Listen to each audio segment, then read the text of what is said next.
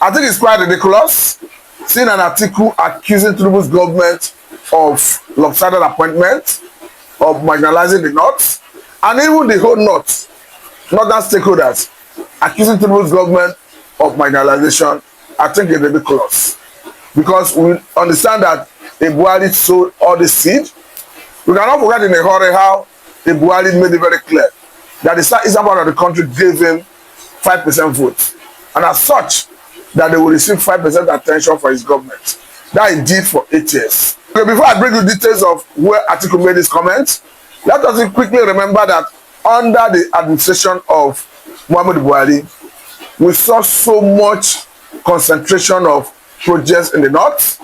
And apart from that, when it came to the issue of security positions in Nigeria, under Muhammadu Buhari, we have about 17 positions, ranging from the office of the National Security Advisor to the office of the Chief of Defense Staff, Chief of Army Staff, Chief of Naval Staff, Director of GSS, the Director General of Custom, Drug Law.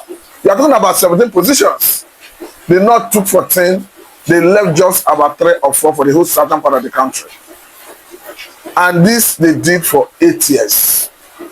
And if you look at how they manage resources under Muhammadu Buhari, you understand that the Kano Niger rail project got about 1.96 billion US dollar, which is equivalent to 2.9 trillion naira. And if you to ask, of what economic value is this to Nigerian economy? Of what essence was it spending Nigerian money of this magnitude for this project that is not beneficial to Nigeria and Nigerians? Then again, under Muhammadu Buhari, we understand that the government of Buhari under 8 years borrowed 30 trillion naira from central bank through ways and means. And this money up to date have not been accounted for. And nobody have been able to probe how the money was spent. And the worst part of it is that in all the 8 years, the then government of Buhari breached the extant laws that gave the room for that borrowing. Because what the constitution says is that if you borrow for a particular year, you must have paid what you borrowed before you are eligible to borrow for a preceding year. And that you cannot borrow more than 5% of your annual earning. And they breach all of this in that borrowing. And again, we cannot forget in a hurry how Buhari's government, equally under his watch, Nigerians, including the government, spent a whopping sum of 3.6 billion US dollar on medicals overseas. Meaning that government could not equally solve the issue of medical in terms of building hospitals and all of that in Nigeria. And you are talking about 5.5 trillion naira if you convert it to naira. But again, let us equally remember that under the same administration of Muhammadu Buhari, his government spent whopping sum of 19 billion US dollar, which is equivalent to 29 trillion naira to fix our refineries. And as we speak, none of them is working. So it beats all imagination where the North will have the boldness, will have the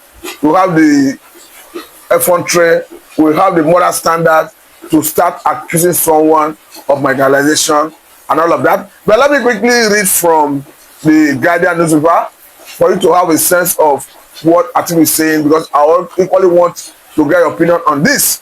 He's saying northern groups, Atiku slammed Tinubu over alleged lopsided appointments. You go for that to say that some northern groups have criticized President Bola Tinubu for the recent appointments of heads of security agencies, alleging that the Southwest dominated the positions. In the same vein, this is where I'm going actually, in the same vein, a former Vice President Atiku Abubakar, who ran against Tinubu during the 2023 election, also criticized appointments, stating that they abuse the provision of the Constitution and promote separatism. The point here is, I want to believe that this is perhaps the reason the North is very vehement in their position, in their quest to oust the current president out of office, talking about Senator Tinubu. But let me quickly at this point say that I'm a proponent of Southern presidency come 2027, because whether they not like it or not, the South must be allowed to complete their 8 years in Aso Rock. The Buhari haven't completed 8 years in Aso Rock, so it is understandable that that tacit agreement that exists that allows rotational presidency must allow the South to do their 8 years. That is why I must say that Atiku, if for any reason he's interested in governing Nigeria, should wait for 2031. As far as I'm concerned, the only people who are in the race has to do with the man Tinubu himself, a P2B, and perhaps any other Southerner who may want to throw his heart into the ring. I understand that someone like former President Goodluck Jonathan is touted to be nothing ambition. So for me, those are the only ones I want to believe should go to Aso Rock come 2027. However, this is not in any way to undermine or prejudice the right of the likes of Atiku, who I understand for obvious reason, going by the Constitution of the Federal Republic of Nigeria, is qualified to contest.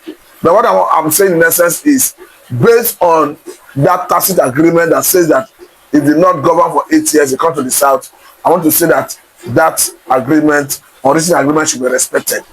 But again, if you even go deeper into that agreement, I think the region that is most qualified to even govern Nigeria is southeastern part of the country.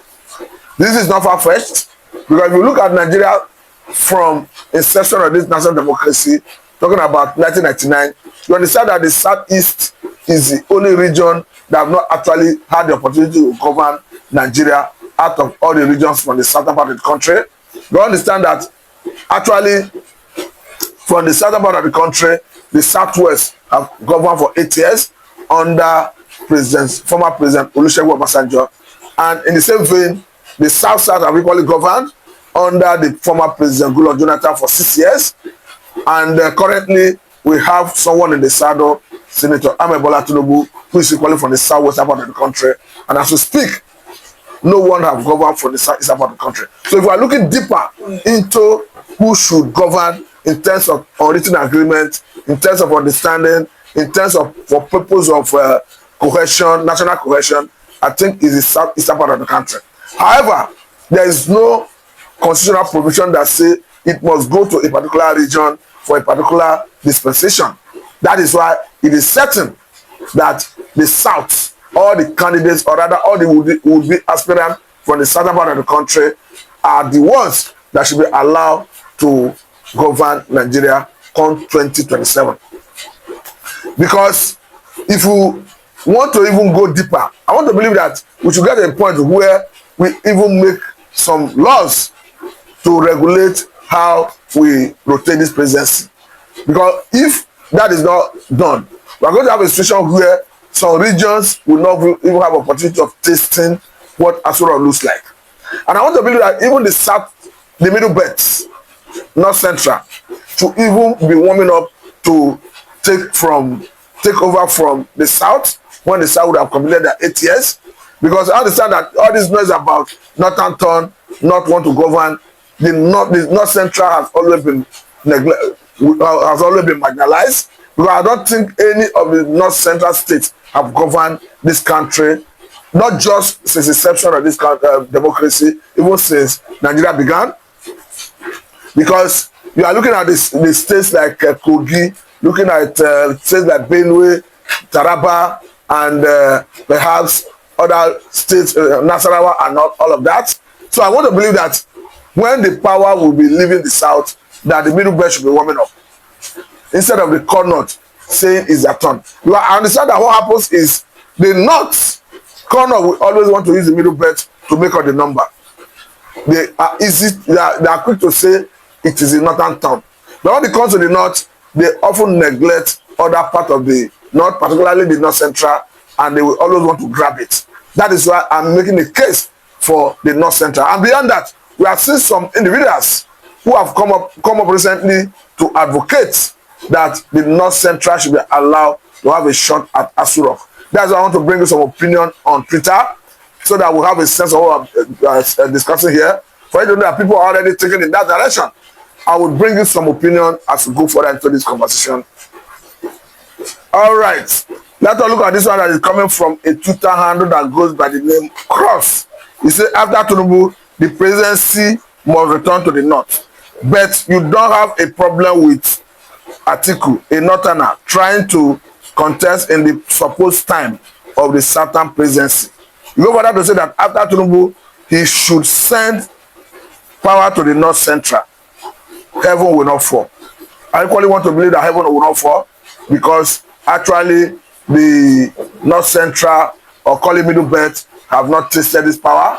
So if the power want to leave the South, whether it is a Tinubu that completes the Southern throne up to 2031, or it is a P2B, or even a Jonathan, the important thing is that the South have to complete their own 8 years. Then after then, I want to believe that the North Central should be warming up to take over from the South, because actually there should be themselves should only have a sense of belonging. And just as the North, we always want everybody to believe that they are part of the North, let them at least take part in benefiting from what comes to the North, instead of just being used to make up the number as we currently see the North do. But this one is coming from Shehu Ghazali. He's saying, when Buhari ruled Nigeria with nepotistic appointments favoring Northern Nigeria, Southwest politicians stayed quiet, believing it would be their turn next. Look at that, they say that now Tinubu is nepotistic, and the North opposes him.